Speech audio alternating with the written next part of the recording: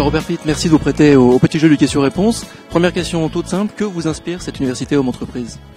Je pense que quand les universités se déroulent dans les vignes et au moment des vendanges, c'est le meilleur moyen pour qu'elles réussissent. Et que je crois que la vie intellectuelle est exigeante et que par conséquent il faut l'entourer de beauté, l'entourer d'amitié. Et là, c'est l'endroit idéal.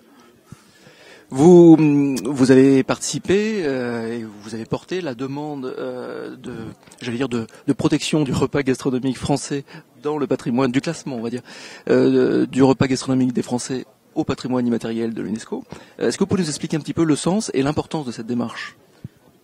Il nous semblait que les Français ont un peu tendance aujourd'hui à manger un peu n'importe comment, à considérer qu'ils n'ont pas le temps de faire la cuisine parce qu'ils travaillent, etc. Et que c'est un peu dommage de laisser tomber comme une vieille chaussette un pan important de notre culture et de notre identité, dont finalement on en parle beaucoup, on en est fiers, les étrangers en parlent beaucoup, mais dans l'assiette quotidienne des Français, il y a beaucoup d'efforts à faire. Et donc il nous a semblé, avec un certain nombre d'amis et de professionnels de la gastronomie, que cette reconnaissance par l'UNESCO que nous avons sollicitée et pour laquelle nous nous sommes battus pendant 3 ans était un moyen, une sorte de petit électrochoc pour les Français en disant écoutez, regardez, même l'UNESCO reconnaît que la France, dans son identité, il y a la gastronomie, le repas gastronomique, donc faites-le vivre et soyons-en fiers, outre le fait, mais on n'avait même pas eu besoin de l'écrire, que ça représente une part importante de notre économie, des filières agricoles, des filières paysages aussi, parce que un bon produit agricole et alimentaire,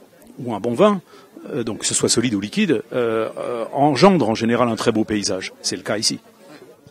Vous êtes géographe, mais finalement vous auriez pu être cuisinier. Qu'est-ce qui a ripé à un moment donné ? Je suis géographe parce que je voulais être cuisinier, donc je suis une vocation contrariée, donc voilà, j'ai terminé dans la géographie, mais dès que j'ai pu, j'ai essayé de faire le lien entre ma vieille passion et mon métier de géographe.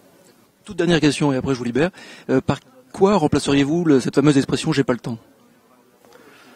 Je pense que c'est vraiment une expression qui montre, c'est la personne qui est débordée, donc qui ne maîtrise pas son temps, quelqu'un qui est forcément malheureux. Donc d'abord qu'elle se retire quelques jours, quelques semaines, sans rien faire, sans téléphone, sans ordinateur, qu'elle réfléchisse un peu à sa vie, et après elle trouvera le temps de faire absolument tout ce dont elle a besoin, y compris la cuisine. Merci beaucoup, Monsieur Pitt.